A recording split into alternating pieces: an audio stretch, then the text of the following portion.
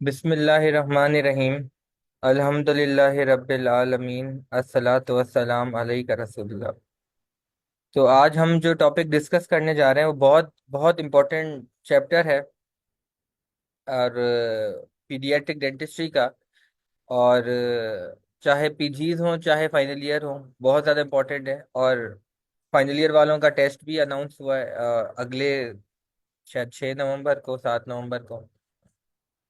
तो कोशिश करेंगे कि ये वाला वीकेंड और अगला वीकेंड पीडियाट्रिक को जितना मैक्सिमम कवर करवा सके। तो अब सबसे पहले ना ट्रॉमा में जो बीसीक्यू आ सकता है वो आ सकता है ईटियोलॉजी से। बीसीक्यू आ सकता है कि ट्रॉमा कौन सी एज में सबसे ज्यादा ट्रॉमा होने के चांसेस होते हैं, कौन सी एज में।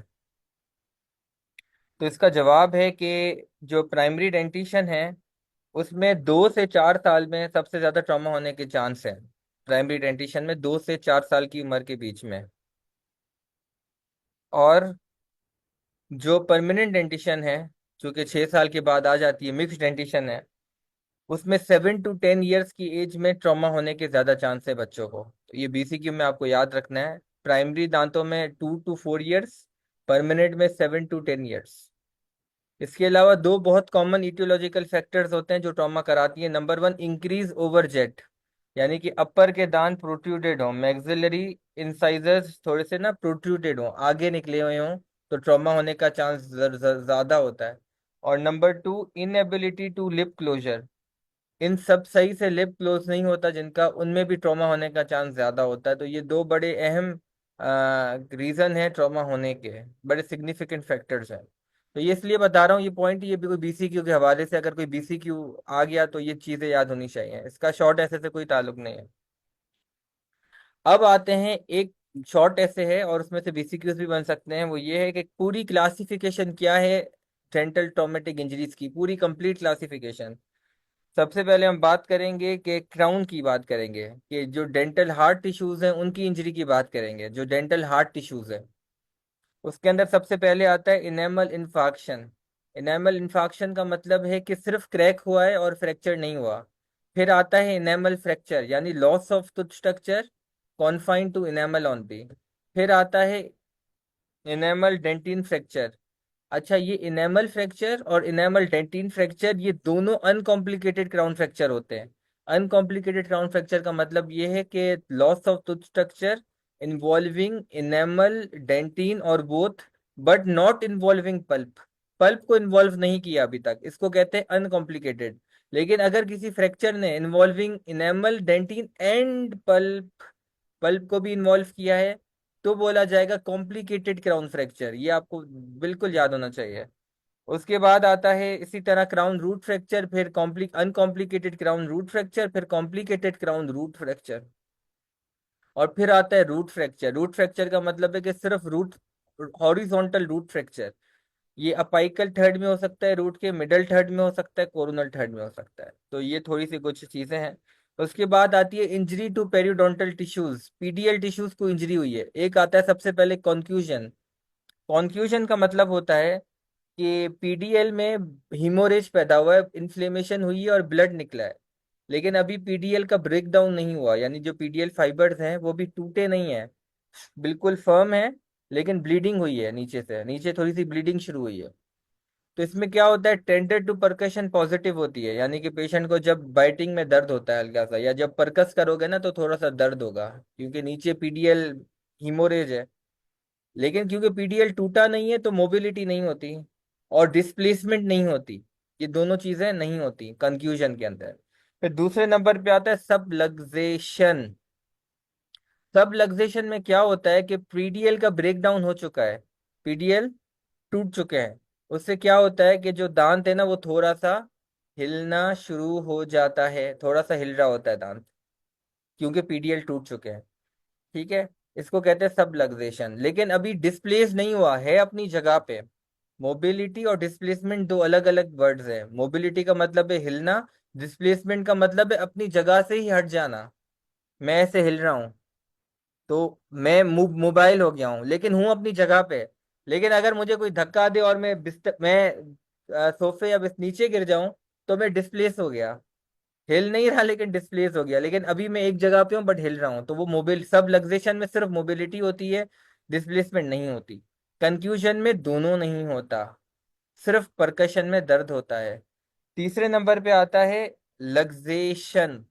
अब ये तीन किस्म की लग्जेशन होती है, एक होती है, सॉरी, हाँ तीन किस्म की होती है। एक होती है लेटरल लग्जेशन, एक होती है एक्सट्रूसिव, और एक होती है इंट्रूसिव। लग्जेशन का मतलब है डिस्प्लेसमेंट, यानी किसी ने उसको अपनी जगह से हटा दिया है। एक्सक्लूसिव का मतलब है कि उसको अपने सॉकेट से थोड़ा सा बाहर निकाल दिया है। इंट्रूसिव का मतलब है सॉकेट के अंदर ज्यादा घुसेड़ दिया है।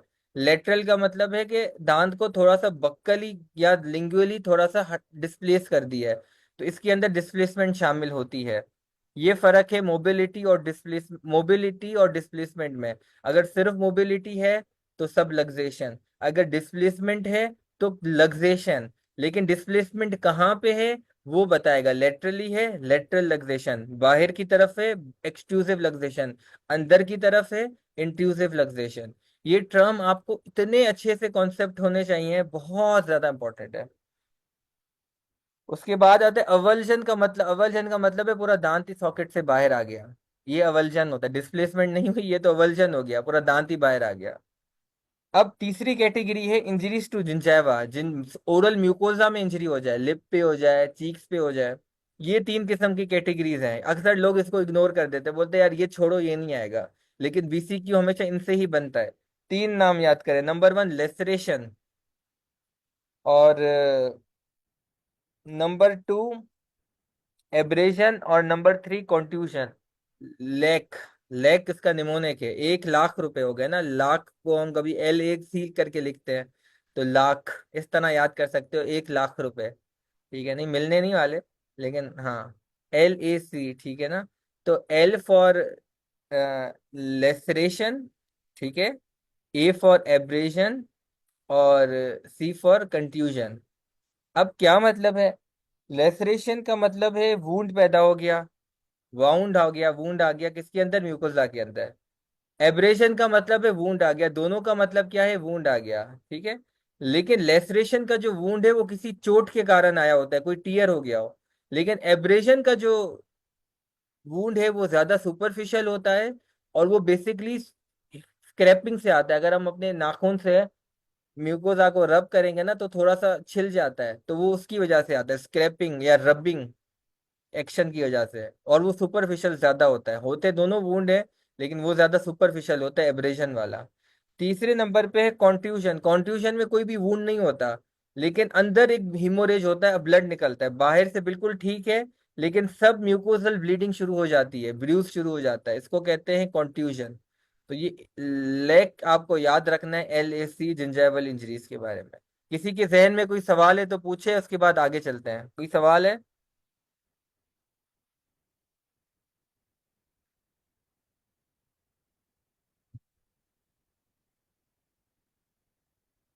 आवाज वगैरह क्लियर है, सारी चीजें क्लियर है?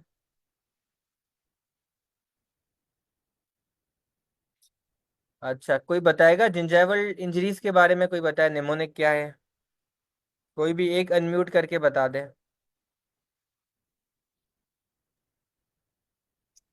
जिंजाइवल इंजरीज तीन टाइप्स की होती हैं। इसका निमोनिक होता है lac, LAC। L for laceration, A for abrasion and C for contusion. ठीक है, और मतलब भी बता दे थोड़ा सा। सर, लैसेरेशन में वूंड होता है मिकोजा के अंदर, और ये थोड़ा डीप होता है comparison to abrasion. Abrasion is also wound in mucosa, लेकिन ये बहुत सुपरफिशियल होता है और it occurs as a result of scraping and rubbing action. और कॉन्ट्यूजन में कोई वूंड नहीं होता, लेकिन सब मिकोजल ब्रूज होता है या हेमरेज होती है। शाबाश, जबरदस्त, बेहतरीन हो गया। अब एक ट्रॉमा का पेशेंट आपके पास आया है, ठीक है। तो अब उसमें आप लोग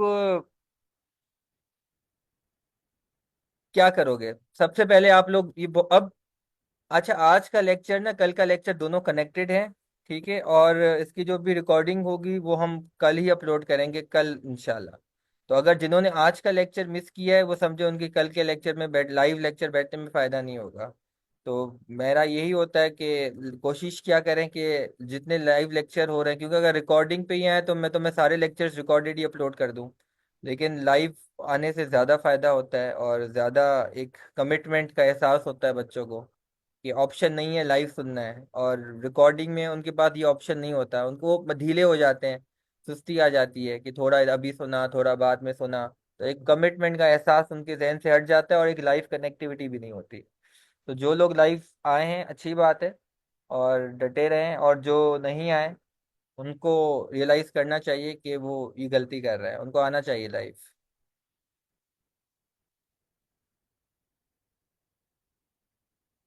और खैर जब भी पढ़ाई की जाए ना तो हमेशा ये डेडिकेशन होनी चाहिए कि दूसरी सारी चीज़ों को हटा देना चाहिए। चाहे कोई दावत हो, चाहे कोई मेहमान आए हो, चाहे दोस्तों का प्रोग्राम हो, चाहे कोई अच्छी मूवी हो, चाहे जो भी चीज़ें हों, तो उन सबको साइड पे सेकेंडरी रखना चाहिए और पढ़ाई करनी चाहिए। वही लोग ज़्यादा एक्सेल करेंगे। ये खास तौर पे ये पीजीज के लिए। हाँ, जो लोग अपने ड्यूटीज पे हैं या क्लिनिक्स पे हैं वो तो फिर अलग बात हो गई, उनके लिए तो जाहिर सी बात है वो अलग चीज़ हो गई। तो अब सबसे पहले डेंटल हिस्ट्री, पेशेंट आया है आपके पास ट्रॉमा के साथ, तो आप पूछोगे, सवाल करोगे कि इंजरी कब हुई, कैसे हुई, फ्रेगमेंट टूटा है नहीं टूटा, ये सारी चीजें देखोगे, कुछ सवालात करोगे बस, ठीक है ना। उसके बाद आते हैं मेडिकल हिस्ट्री। ये बीसीक्यू के हिसाब से बता रहा हूँ, कोई इतना सवाल तो नहीं आने वाला शॉर्ट ऐसे। मेडिकल हिस्ट्री में आप क्या पूछते हो, एक तो पूछते हो आप टेटेनस का पूछते हो। टेटेनस का पूछते हो कि आपने कब लगाया था, तो 5 साल के विद इन, बीसीक्यू पॉइंट है, 5 साल के विद इन टेटेनस बूस्टर लगा हुआ होना चाहिए, ये बीसीक्यू का पॉइंट है। नंबर 2 ब्लीडिंग डिसऑर्डर का पूछोगे, बीसीक्यू का पॉइंट है। नंबर 3 कार्डियक डिजीज का पूछेगा पूछोगे कि कंजेनाइटल हार्ट डिजीज तो नहीं, या कोई इम्यूनो सप्रेशन तो नहीं, यानी इम्यूनो सप्रेशन का मतलब है कि कोई ऐसी इम्यूनो सप्रेशन ड्रग ले रहा हो या फिर कोई इम्यून डेफिशिएंसी हो, या र्यूमेटिक फीवर तो नहीं। ये 3 सवाल आपने पूछने हैं। और ये आपको पता होना चाहिए कि खास ट्रॉमा वाले केसेस के अंदर मेडिकल हिस्ट्री में क्या पूछना है। सारे नहीं, डायबिटीज ये नहीं पूछना, ट्रॉमा हुआ है आप पूछ रहे हो यार तुम्हें डायबिटीज है या नहीं है, वो भले पूछ लो। लेकिन ये जो खास चीजें हैं ना जो सिर्फ ट्रॉमा से एसोसिएटेड ज्यादा हैं, उनको तो याद करना है बीसीक्यू पॉइंट ऑफ व्यू से। अब सबसे इंपॉर्टेंट एक्स्ट्रा ओरल एग्जामिनेशन में तो फेशियल स्वेलिंग देखोगे, कोई बाहर से चोट नहीं आई, असिमेट्री तो नहीं हुई। इंट्रा ओरल सबसे इंपॉर्टेंट, इंट्रा ओरल में जो चीज होती है ट्रॉमा स्टैम्प, क्या होता है, the trauma stamp, TTS, the trauma stamp, figure 12.7। अब उसमें सबसे पहले आप चेक करोगे कलर दांत का। कभी कभी क्या होता है दांत का कलर चेंज हो जाता है, ये दलील होती है कि नेक्रोसिस हो चुका है। पैलेटल सरफेस के खास तौर पे जिंजाइवल थर्ड पे कलर चेंज हो जाता है और कलर ग्रेश होना शुरू हो जाता है। कौन सा कलर होना शुरू होता है, ग्रे कलर। खास तौर पे कहाँ पे, gingival third of palatal surface, पूरे क्राउन का होता है आहिस्ता आहिस्ता, लेकिन शुरुआत यहाँ से होती है, gingival third of palatal surface, बीसीक्यू पॉइंट है। ग्रे कलर क्यों होता है, क्योंकि जब ट्रॉमा होता है ना तो पल्प में खून निकलता है, ब्लड वेसल रप्चर हो जाती हैं जो पल्प के अंदर होती हैं, ब्लड निकलता है। ब्लड में जो हीम होता है ना वो चला जाता है डेंटिनल टिब्यूल्स के अंदर, पेनेट्रेट कर लेता है। अब हीम के अंदर क्या है, आयरन है, आयरन क्या कलर है, ग्रे है। तो अब वो कहाँ चला गया, डेंटल ट्यूब्यूल्स के अंदर, तो क्या कलर हो गया, ग्रे हो गया। तो ये बेसिकली इसकी साइंस है कि ग्रेश कलर क्यों होता है ट्रॉमा की वजह से, ये लोगों को कॉन्सेप्ट नहीं होता। तो अब याद रहेगा इंशाल्लाह। अब सबसे पहले कलर चेक करा आपने, दूसरे नंबर पे मोबिलिटी चेक की। मोबिलिटी में अगर ग्रुप ऑफ टीथ, 2-3 दांत साथ हिल रहे हैं, इसका मतलब है एल्वुलर सॉकेट का फ्रैक्चर हो चुका है, एल्वुलर बोन का। लेकिन अगर सिर्फ एक ही दांत हिल रहा है और वो बहुत ज्यादा हिल रहा है, कुछ एक्सेसिव मोबिलिटी है, तो उसका मतलब है रूट फ्रैक्चर है। तो ये आपको 2 बीसीक्यू के पॉइंट याद करने हैं। मैं बीसीक्यू पे बार बार गौर करता हूँ। काफी मुझसे लोग पूछते हैं कि सर इस कोर्स में बीसीक्यू कवर होते हैं, तो मैं कहता हूँ भाई मैं जो लेक्चर देता हूँ उसमें तो मैं हर इंपॉर्टेंट बीसीक्यू पॉइंट पे बताता हूँ, ये आ सकता है, ये आ सकता है, पूरा लेक्चर ही मेरा समझो बीसीक्यू ही होता है। कि अब इतनी सारी पॉइंट्स आप याद कर लेंगे तो फिर अलग से आपको बीसीक्यू बुक करने की जरूरत नहीं है, बीसीक्यूज करने की जरूरत नहीं है। नंबर 1 कॉन्सेप्ट होना चाहिए और नंबर 1 पता होना चाहिए कि क्या क्या बीसीक्यूज आ सकते हैं। फ्रैक्चर वाली बात रिपीट करें, अगर 2-3 दांत हिल रहे हैं तो इसका मतलब है कि एल्व्यूलर बोन का फ्रैक्चर हो गया है, एक दांत का फ्रैक्चर नहीं हुआ, एल्व्यूलर बोन। दांत कहाँ पे होता है, एल्व्यूलर सॉकेट के अंदर होते हैं ना। अब वो सॉकेट का ही अगर फ्रैक्चर हो गया तो फिर ग्रुप ऑफ टीथ हिलना शुरू हो जाएंगे। लेकिन अगर सिर्फ एक दांत हिल रहा है और वो बहुत ज्यादा हिल रहा है, एक तो जाहिर है लक्सेशन में भी दांत हिलता है, लेकिन अगर कुछ ज्यादा ही हिल रहा है तो फिर रूट फ्रैक्चर डायग्नोसिस होगा, जब ज्यादा ही मोबिलिटी है तो फिर रूट फ्रैक्चर। तीसरे नंबर पे टीटीपी यानी टेंडर टू परकशन, हम माउथ मिरर से परकस करते हैं दांत को कि दर्द हो रहा है नहीं हो रहा। अगर डल नोट है, यानी कि आपने परकस किया और एक डल नोट आया, डल साउंड पैदा हुआ, तो इसका मतलब है कि रूट फ्रैक्चर है। लेकिन अगर मेटेलिक साउंड पैदा आया, जैसे किसी मेटल को आप मार रहे हो, उसको कहते हैं टी टी कप साउंड। अगर चाय की प्याली को मार रहे हो, अगर ऐसा साउंड पैदा हुआ, तो इसका मतलब है कि एनकाइलोसिस है। इसका मतलब है एनकाइलोसिस है। तो ये दो चीजें याद करनी है उस परकशन के अंदर। डल नोट का मतलब है रूट फ्रैक्चर, मेटेलिक साउंड का मतलब है एनकाइलोसिस। फिर आना इथाइल क्लोराइड टेस्ट पे, कोल्ड टेस्ट। कोल्ड टेस्ट इतना कामयाब नहीं होता, उससे ज्यादा जो रिलायबल टेस्ट है वो है ईपीटी, इलेक्ट्रिक टेस्ट। वो ज्यादा रिलायबल होता है ट्रॉमा के अंदर। लेकिन जब ट्रॉमा हुआ है, रूट का कोई ट्रॉमा हुआ है, लेकिन जब आप ईपीटी करोगे, ये आप लोगों से सवाल है, आपने ईपीटी करा, नेगेटिव रिजल्ट आया, ठीक है, तो इसका मतलब क्या है, कोई बताएगा?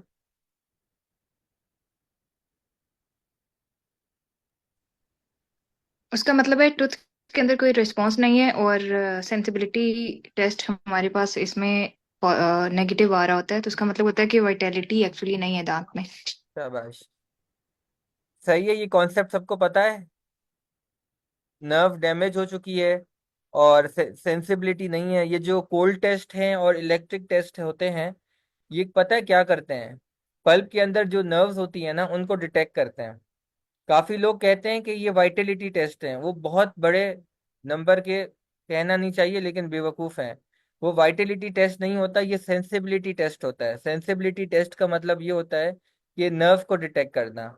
और वाइटलिटी टेस्ट का, वाइटलिटी जो ब्लड को करते हैं चेक, उनको बोला जाता है वाइटलिटी टेस्ट। तो दोनों अलग अलग चीजें हैं। हमारे कुछ टीचर्स भी अनफॉर्चुनेट, वो कहते हैं बेटा पल्प वाइटलिटी टेस्ट करा आपने, वो बात कर रहे होते कोल्ड टेस्ट की। अबे भाई, टीचर ही जब ये बोलेगा कि पल्प वाइटलिटी टेस्ट बोलेगा, तो फिर बच्चों से हम क्या एक्सपेक्ट करेंगे? तो ये सेंसिबिलिटी टेस्टिंग होती है, और हर बच्चे को चाहे फाइनल ईयर को पता होना चाहिए। वाइटलिटी टेस्ट ये एक रॉन्ग टर्मिनोलॉजी है। ये होती है, ये भी होती है, लेकिन इसके अंदर पता है क्या आता है? लेजर डॉपलर फ्लोमेट्री और पल्प ऑक्सीमेट्री, ये दो आते हैं। और इन दोनों का काम क्या होता है? पल्प के अंदर ब्लड वेसल को डिटेक्ट करना। अब बताओ, ओपीडी में पल्प वाइटिलिटी टेस्ट तुम कर सकते हो क्या? एडीसीसी के अंदर, एफजेडीसी के अंदर कर सकते हो? किसी के अंदर, इसरा के अंदर नहीं कर सकते ना भाई, है ही नहीं। तो तुम क्या करोगे? तुम करोगे सेंसिबिलिटी टेस्टिंग, ठीक है। अब यहाँ पे बात ये थी कि वो नर्व को डिटेक्ट करते, ईपीटी तुमने किया, नेगेटिव रिस्पॉन्स आया, तो इसका मतलब है कि नर्व डैमेज हो गई। ये एक मतलब है, लेकिन दूसरा मतलब ये भी है कि फॉल्स नेगेटिव हो सकता है। कहीं ऐसा हो कि, ऐसा भी हो सकता है कि नर्व डैमेज ना हुई हो और वो गलत बता रहा हो। एग्जैक्टली ट्रॉमा में भी यही होता है काफी केसेस के अंदर।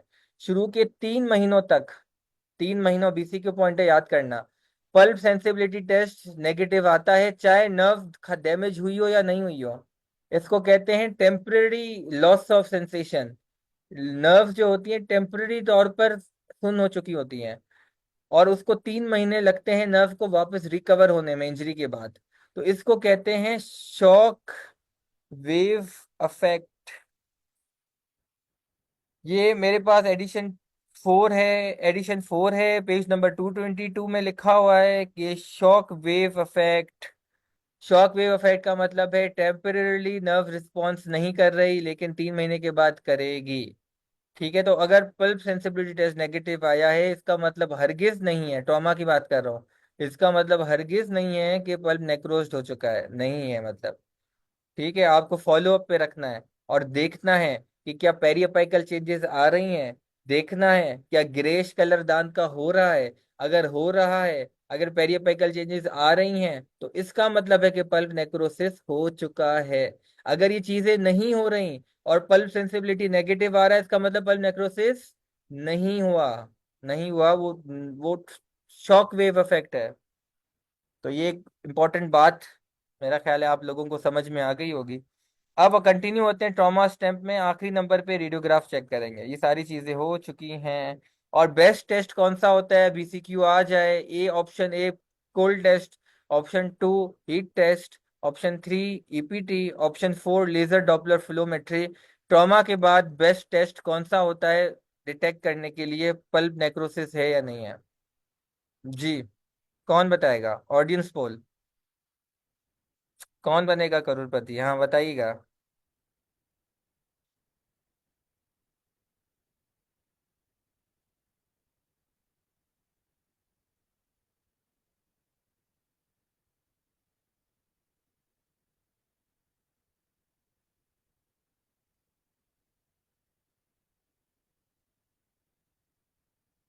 और पल्प वाइटिलिटी ऑप्शन में नहीं है, ऑप्शन में है। हाँ एलडीएफ, एक एलडीएफ कह रहा है और एक एलडीएफ कह रहा है, एक ईपीटी कह रहा है।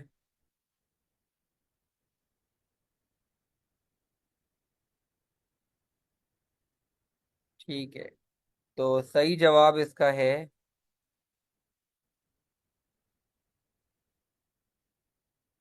ठीक है सही जवाब आ गया मेरा कमेंट में, इसका सही जवाब है एलडीएफ, या फिर पल्स ऑक्सीमेट्री, अगर जो ऑप्शन इन दोनों में से जो ऑप्शन में हो, क्योंकि हमेशा ब्लड वेसल को डिटेक्ट करना चाहिए, आइडियल यही है, बीसीक्यू में यही करना है, सही है।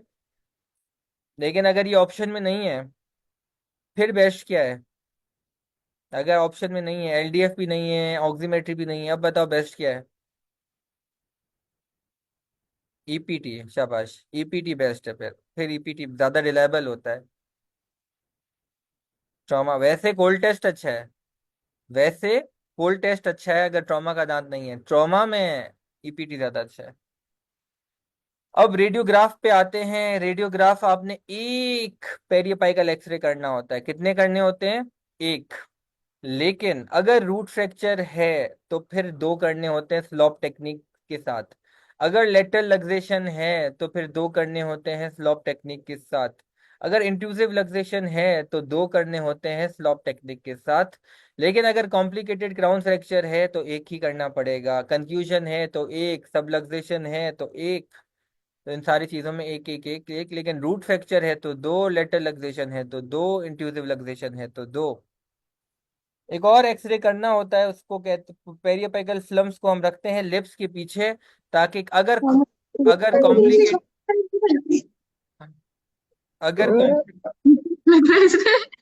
म्यूट कर लें प्लीज। वो मुझे ही कह रहा है शायद। ओए,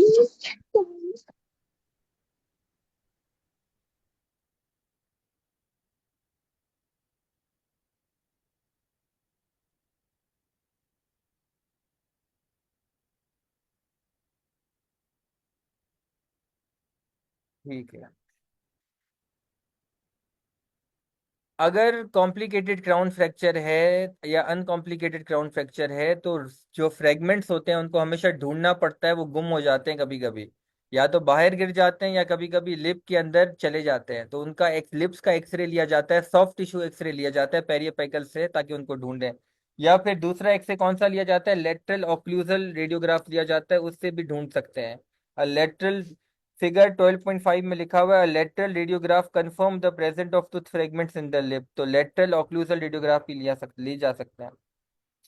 इसके अलावा ऑक्लूजल रेडियोग्राफ ले सर सकते हैं। इसमें, हाँ।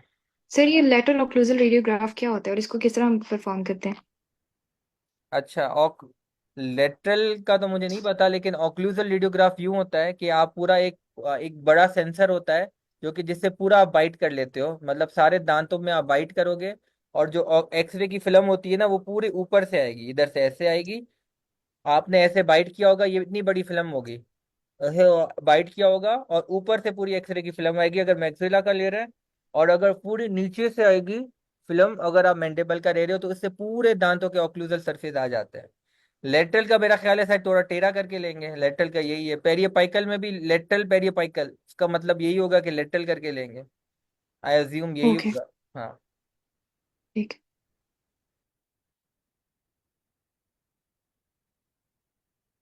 और ओपीजी कराना होता है, ठीक है। अब आते हैं प्राइमरी डेंटिशन की इंजरी पे। अगर अनकॉम्प्लिकेटेड क्राउन फ्रैक्चर है, अनकॉम्प्लिकेटेड क्राउन फ्रैक्चर का मतलब कौन बताएगा? सर एक रेडियोग्राफ किस किस में करते हैं? कौन बताएगा एक रेडियोग्राफ किस किस में करते हैं?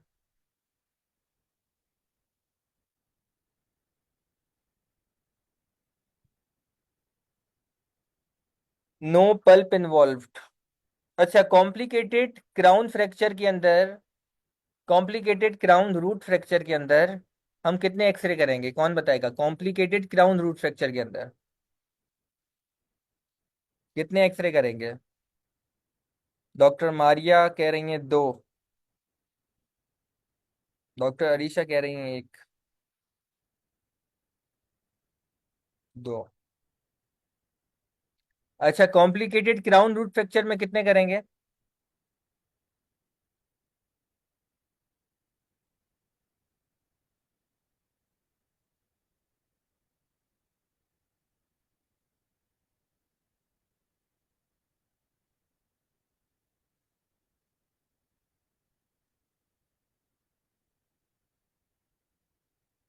कॉम्प्लिकेटेड क्राउन फ्रैक्चर में कितने करेंगे? अच्छा, बस जब भी याद रखें, जब भी रूट आ जाता है ना, रूट इन्वॉल्व होती है तो दो करते हैं। जब भी रूट इन्वॉल्व होती है तो दो करते हैं, रूट इन्वॉल्व नहीं है तो फिर एक करते हैं। इससे पल्प इन्वॉल्वमेंट का कोई भी वास्ता नहीं है। ठीक है, तो इसका मतलब है कि कॉम्प्लिकेटेड क्राउन फ्रैक्चर में एक करेंगे, कॉम्प्लिकेटेड क्राउन रूट फ्रैक्चर में दो करेंगे, रूट फ्रैक्चर में, सिर्फ रूट फ्रैक्चर में भी दो करेंगे। चाहे पल्प इन्वॉल्व हो या ना हो, उससे एक्सरे का वास्ता नहीं है। एक्सरे का वास्ता है कि रूट इन्वॉल्व है या नहीं है, इस बात से वास्ता है। अच्छा, कॉम्प्लिकेटेड क्राउन फ्रैक्चर में हम पेरियोपाइकल एक्सरे दांत का एक करेंगे, लेकिन सॉफ्ट टिश्यू एक्सरे करेंगे, वो अलग बात है। वो दूसरा एक्सरे सॉफ्ट टिश्यू का होगा, वो फिर अलग चीज आ गई, फ्रेगमेंट को डिटेक्ट करने के लिए। अनकॉम्प्लिकेटेड क्राउन रूट फ्रैक्चर का आंसर था नो पल्प इन्वॉल्व्ड, यानी कि सिर्फ इनेमल और डेंटिन इन्वॉल्व है। अब हम आ चुके हैं इस पे। तो प्राइमरी डेंटिशन पे सोचे सोचे, एक छोटा सा बच्चा है, यानी कि 5 साल का, 4 साल का, 3 साल का। एक मिनट अजान का ब्रेक ले लेते हैं।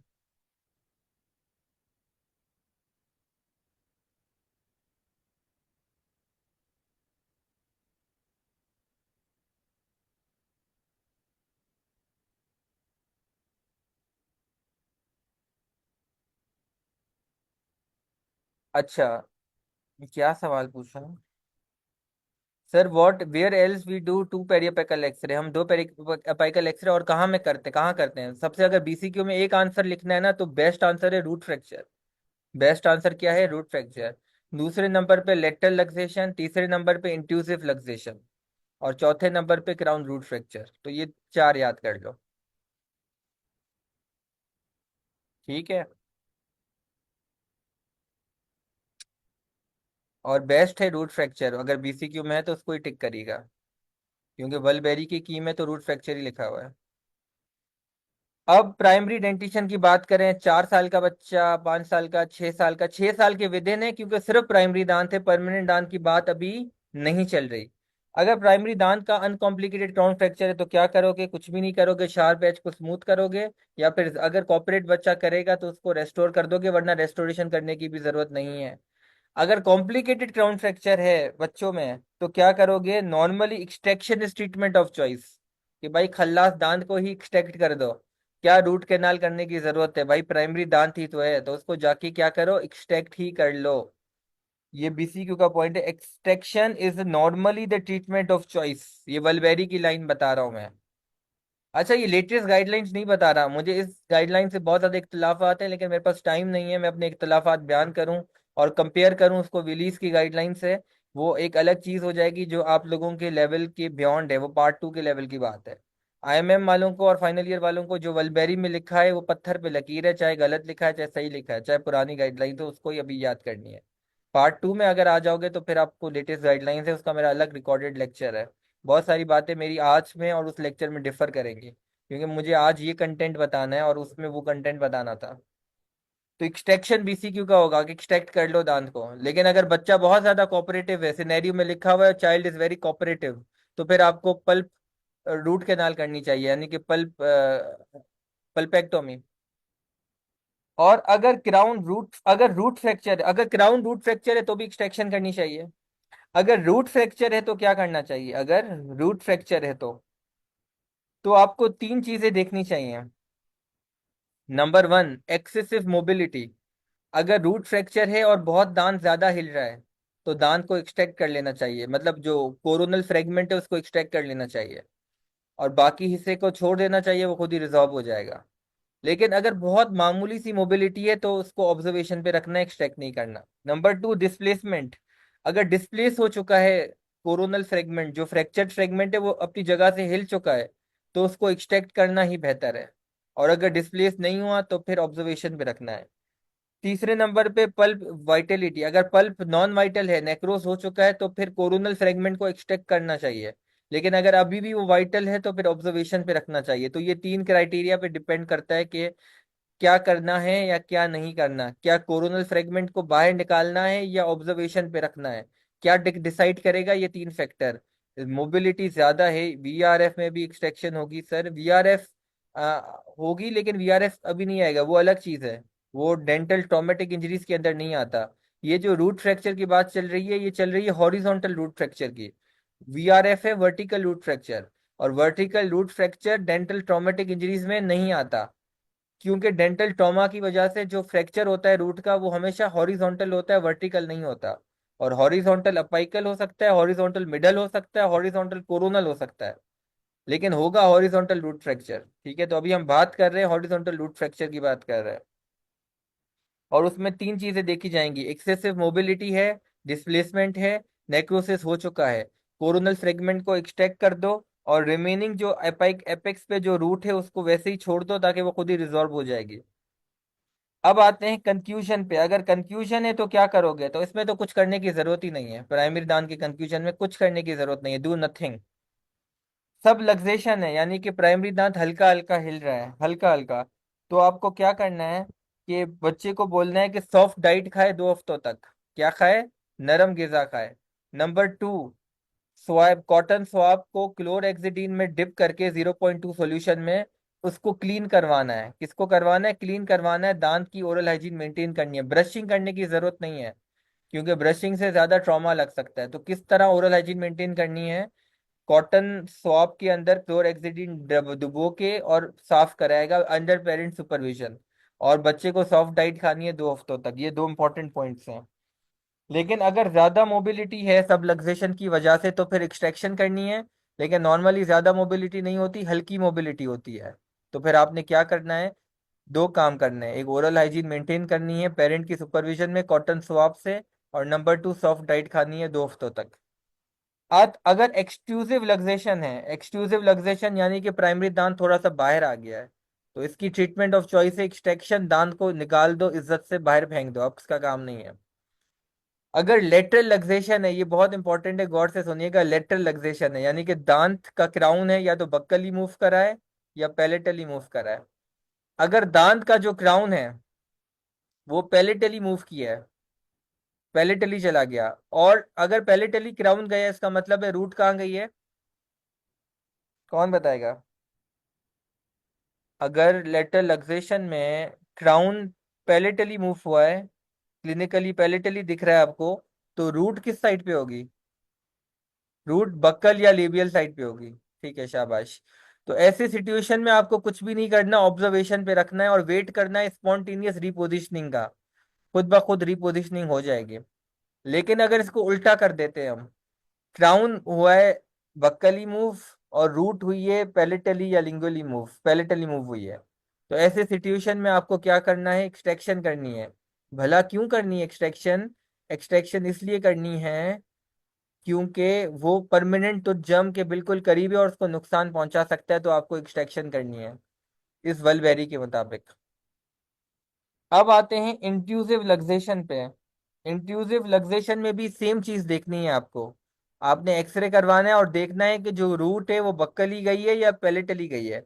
अगर पैलेटली रूट गई है इंट्यूसिवली तो आपने एक्सट्रैक्ट कर देना है दांत को। लेकिन अगर बक्कली रूट गई है तो फिर आपने वेट करना है स्पॉन्टेनियस रिपोजिशनिंग का। लेकिन वीसीक्यू का सवाल आता है यहाँ पे जनाब, कितना वेट करना है? पूरी जिंदगी? नहीं, इसका जवाब है 6 महीने वेट करना है। फिर क्या करेंगे? 6 महीनों में तो नहीं हुई रिपोजिशनिंग, अब क्या करना है बॉस? अब आपने उस दांत को एक्सट्रैक्ट कर देना है, क्योंकि रिपोजिशनिंग तो नहीं हुई। अब तुम्हारे पास कोई और चारा नहीं है।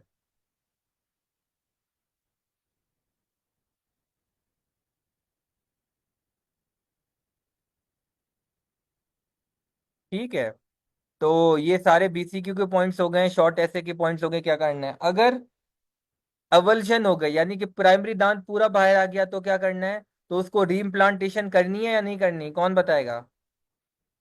मैं बता रहा हूँ, उसकी रीइम्प्लांट नहीं करना। प्राइमरी दांत को कभी भी दोबारा सॉकेट में नहीं डाला जाता। रीजन क्या, रीजन हो सकते हैं? नंबर वन, वो परमानेंट जम को डैमेज करेगा। नंबर टू, कभी भी स्पेस मेंटेनेंस की जरूरत नहीं होती। अगर दांत निकल गया तो उसे, वो जो सामने वाले दांत है ना, वो स्पेस को ऑक्यूपाई नहीं करेंगे, तो फर्क नहीं पड़ता। जब फर्क नहीं पड़ता तो रीइम्प्लांट करने की क्या जरूरत है? इसका कोई नुकसान